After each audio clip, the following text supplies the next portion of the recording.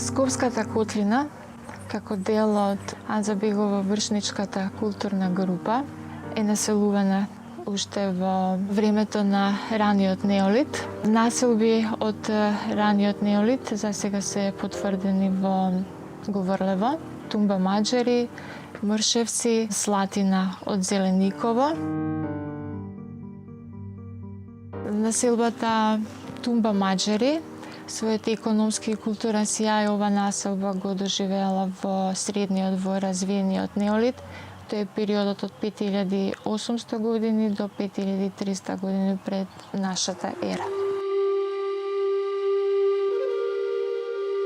Куќите во Тумба Маџари се надземни објекти, градени во духот на неолитската градежна традиција.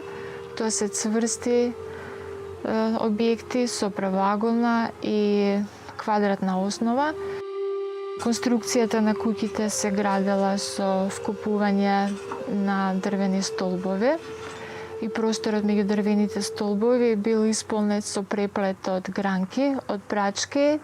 Тоа е едниот начин на градење на зидовите на куќите. Друг начин на градење на зидовите е просторот меѓу носечките дрвени столбови да биде исполнет со хоризонтално или со вертикално редени дрвени греди.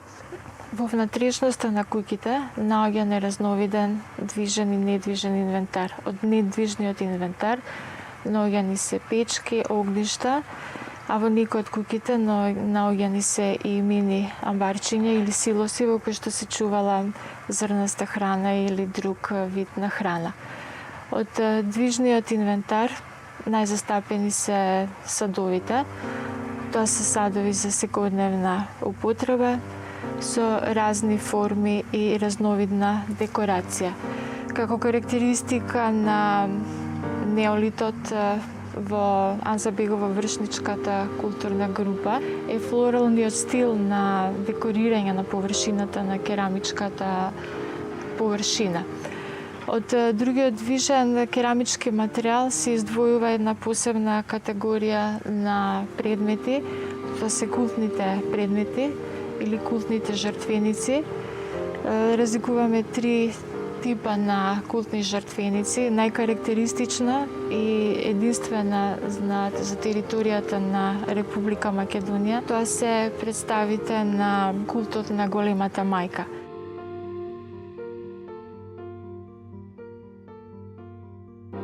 Овие жртвеници се сушност комбинација на два елемента.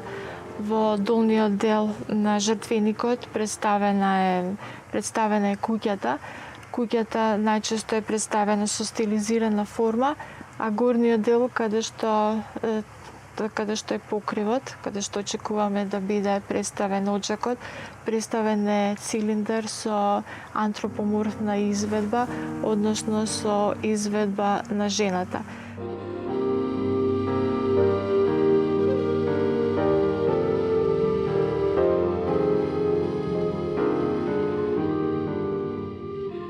Најстарите остатоци, најстарите траги на живот и во таков интензитет и со таков карактер се откриени на калето токму од милениумите, крај на 5 и 4 милениум, па надолу.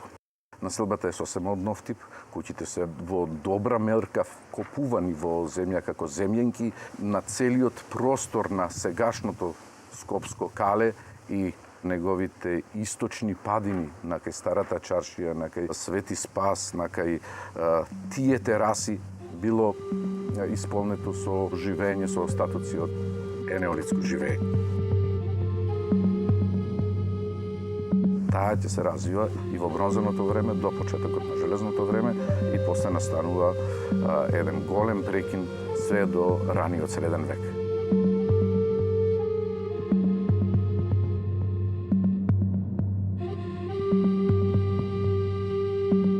имаме античката македонска држава со своји кралеви, со своји владетели, со своји династии и центри.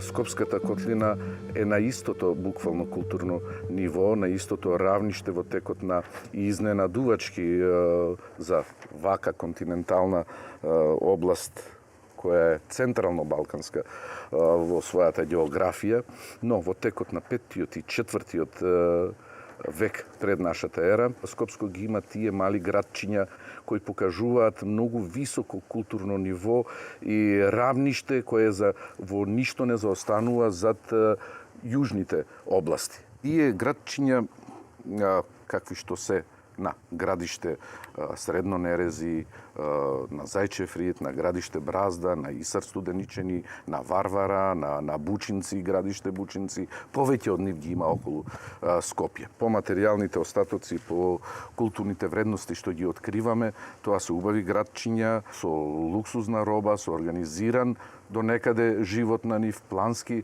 воден и со степен на изненадувачки висока културна развиеност. Територијата која е историски посведочена како територија на агријаните, поточно на најсеверното пајонско племе, кое е имало посебно место и задача во одбраната на античка Македонија и во целиот тој систем на антички, условно кажано, македонски свет, затоа што културно оваа област во целост одговара и е врзана за тој свет. За Македонското кралство во времето на Филип и Александар, исто така била од особено значење освојањето на денешниот северен дел на Македонија, односно Скопската област и ставање под македонска власт. Во периодот на Филип, пајонците, односно во случајов племето Агријани, влегуваат во составот на македонската држава. Тие секогаш биле во специфични релации со администрацијата македонска, некогаш во подобри, некогаш во полоши односи, но биле од клучно значење за стабилноста, за безбедноста на античка Македонија, се до оној момент додека не бидат инкорпорирани во таква една цврста администрација која ќе има својата престолнина нели во Пела и која ќе може да планира поход на исток во кој што ова население како најдоверливо имала крунско место во организирање на походот на исток на Александар и воопшто на одбраната на античка Македонија.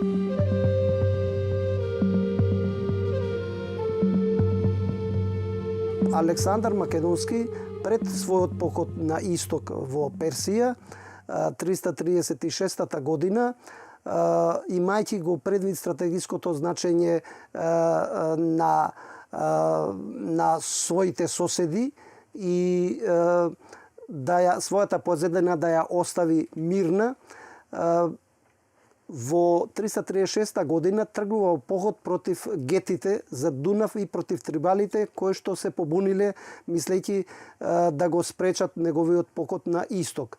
Потоа се упатил на југ кон Теба, ја срамил со земја, ги принудил хеленските полиси да го прифатат како хегемон над хелените и потоа се упатил на исток.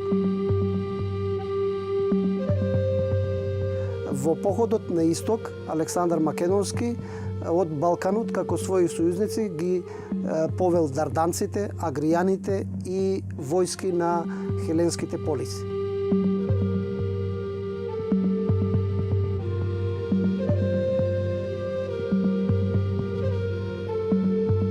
На Скопското кали имаме остатоци од тоа време, кога околу се оние мали градчиња што ги спомнавме. Скопското кале не бил пуст срт, напуштен срт. Напротив, имаме остатоци од 4-тиот век, многу убави наоди од 5-тиот и од 4-тиот век, но немаме слоеви на населбенско живење. Значи, немаме остатоци од населба на овој простор. Тие наоди се откриваат во форма на одредени ритуални јами, култни наоди. Просторот во секој случај бил користен за некаква намена, најверојатно од овој карактер, затоа што такви ни се наодите. Значи, жртвени јами во кои што биле жртвувани животни, као животински жртви прилагани, храна прилагана, дури и монети. Имаме во една јама време откриено и монета на Александар III Македонски.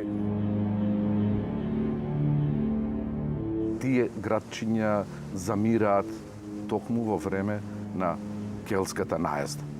Следниот век е исполнет со такви бурни историски настани кои значат борба меѓу келтите и античката македонска држава, меѓу подоцна навлегувањето на римјаните на Балкан, па борба меѓу првите римски гувернери и војсководци со античка Македонија.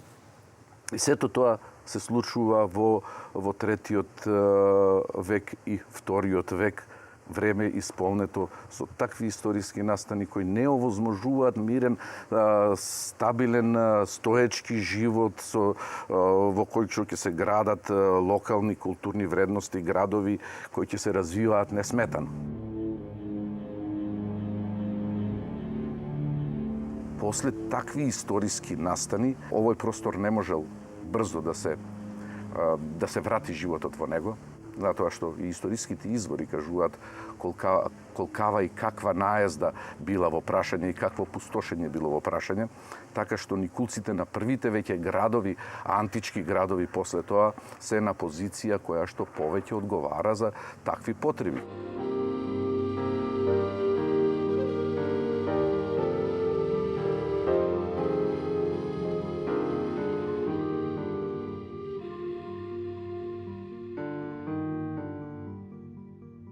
Скопската котлина има особено стратегиско значење за римјаните за нивното сување на север. Царот Октавијан Август, имајќи го преди стратегиското значење на областа во Северна Македонија, го гради градот Скупи како воен центар. Со доаѓањето на римјаните на оваа територија се смета дека две римски легии, петата македонска и четвртата скитска, биле или само едната од нив, биле лоцирани некаде на подрачјето на Скупи, според некои мислења и на истата територија каде подоцна израснала колонијата Скупи. Римскиот град Скупи се наоѓа во непосредна близина на современиот град Скопје. Градот се наоѓа под падините на така наречениот Зајчев рид, кој постои 6 до 7 векови, односно од неговите почетоци, ако се земат од првиот век пред новата ера, најновите истражувања на теренски на локацијата на античкиот град Скупи покажуваат дека неговото целосно завршување би требало да се земе во од прилика крајот на 6 или почетокот на 7 век од новата ера. Оно што е битно за урбанизмот на Скупи е тоа што Скупи треба да го замислиме како неколку градови Скупи кои што екзистирале на истата локација во текот на неколку векови. Се до катастрофалниот земјотрес во 518 година, значи имаме урбано живење, организирано живење на еден високо цивилизиран римски град.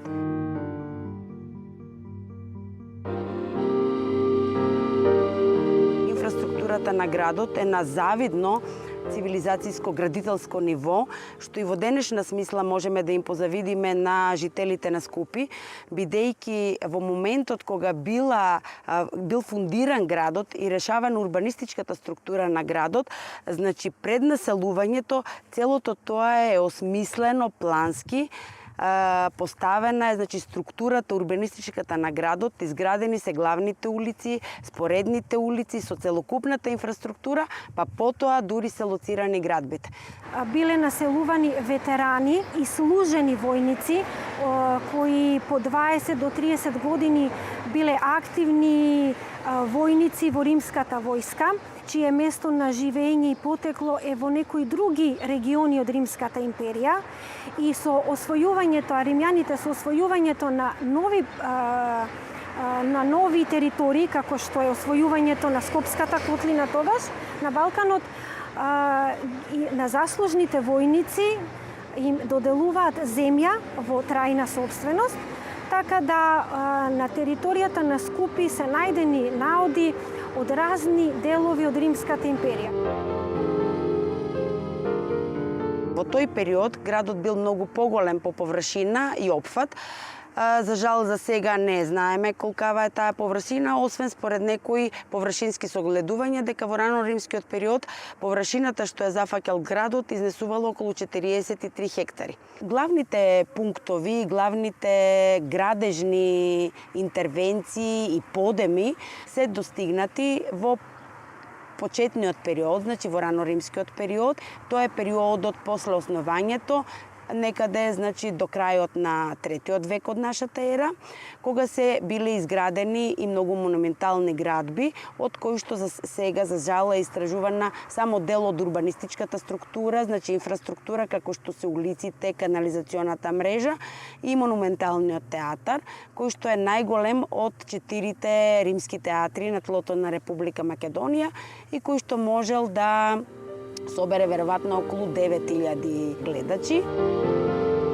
Секако дека вака развиената инфраструктура на градот, посебно развиената канализациона мрежа и водоводна мрежа во градот, упатува на тоа дека морало да постои и организирано и плански изведено добро водоснабдување на градот.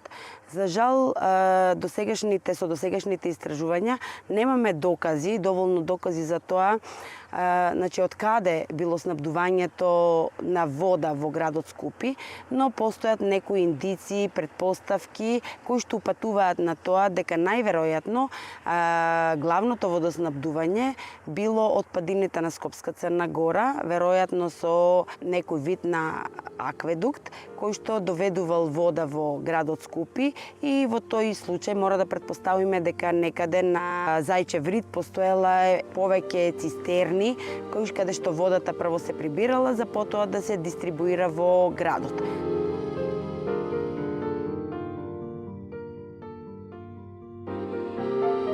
Скупи бил организиран на западен модел. Значи, вие имате двајца градоначалници, декуриони, кои што управуваат година дена им е мандатот, и имате совет, тоа е како на ден, исто како во денешна смисла, нели, советот на градот, кој што брои околу 100 луѓе. Секој од овие функционери, за да биде избран на одредена функција, морал да вложи своји средства, значи, во некоја градителска или било каква друга активност, што да придонесувало за напредокот на градот. Животот во еден римски град како што е Скупи почнувал во раните утрински часови, веднаш по изгревањето на сонцето.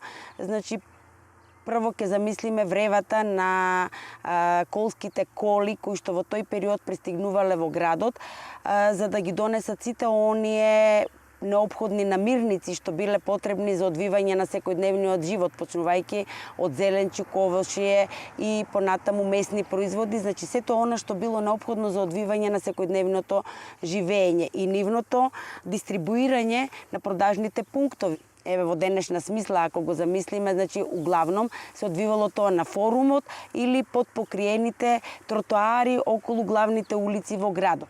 Бидејќи целиот живот во тој период главном се одвивал на улиците и на плоштадот на градот, значи целокупната трговија и целокупното занечиство се одвивало тука.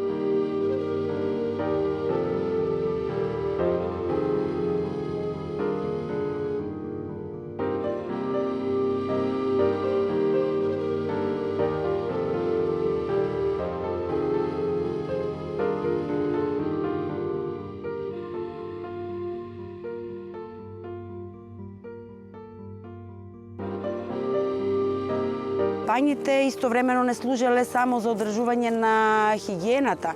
Тие биле места каде што скупјаните и скупјанките, значи истовремено одржувајќи хигиената, се запознавале, остварувале своји средби, било пријателски, било интимни средби, бидејќи моралните норми не биле идентични на денешното, но и на подоцнешното живење во доцната антика, кога христијанството со своите морални норми го превзима приматот. Значи, сексуалноста и моралот биле многу послободни во рано-римскиот период.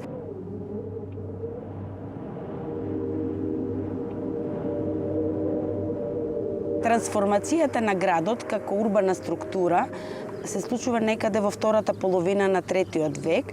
тој период, освен внатрешните случувања на административно и економско ниво кои што настануваат во империјата и реформи, исто и различните надворешни случувања како што се варварските продори од север и од исток допринесуваат да се промени односот на глобално ниво. Значи, наместо предходната офанзивна политика, веќе доаѓа еден период на дефензивна политика, каде што било многу поедноставно, почнувајќи од провинциите, но и на градските територии да се сведат на помали рамки.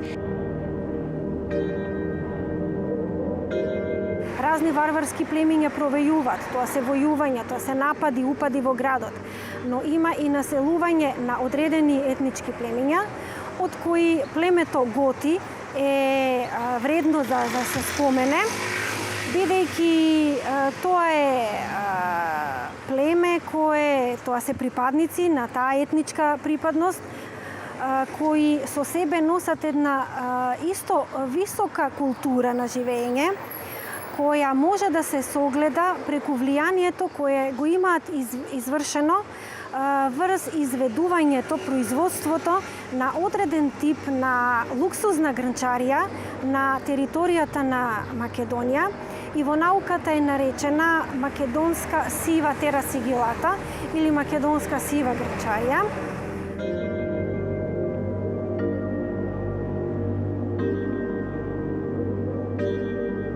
Во рамки на истражувањата кои секоја година се одвиваат на локацијата на градот Скупи, установен е и потврден и вториот градежен подем на градот, кој се одвивал во текот на 4 век.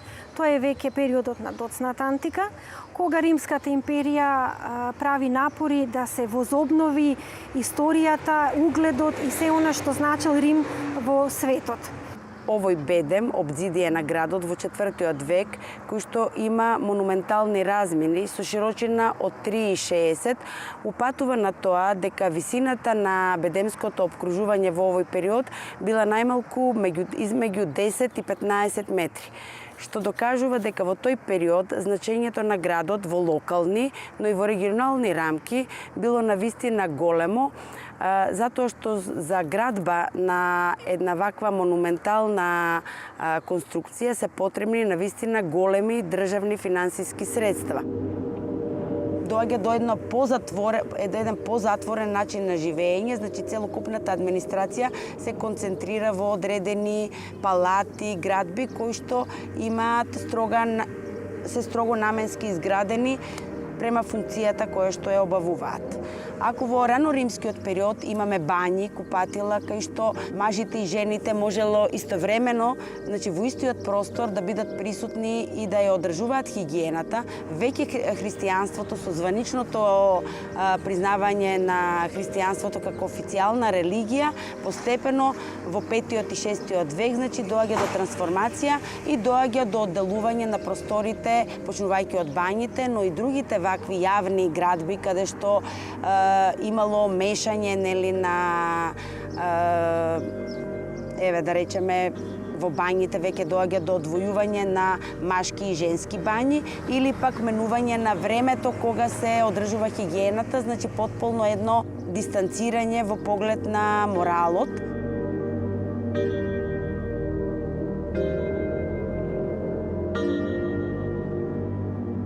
Јавните градби кои што се поврзани со практикувањето на христијанската религија ќе добијат на значење, на монументалност, на велелепност, бидејќи христијанството нормално станува државна религија, поддржавно е со државни финансиски средства и добива прима, значи, во секојдневното не са административно, но и обично живење. И на тоа упатуваат и двата монументални црковни објекти, двете ранохристијански базилики, кои што засега се откриени на територијата на градот.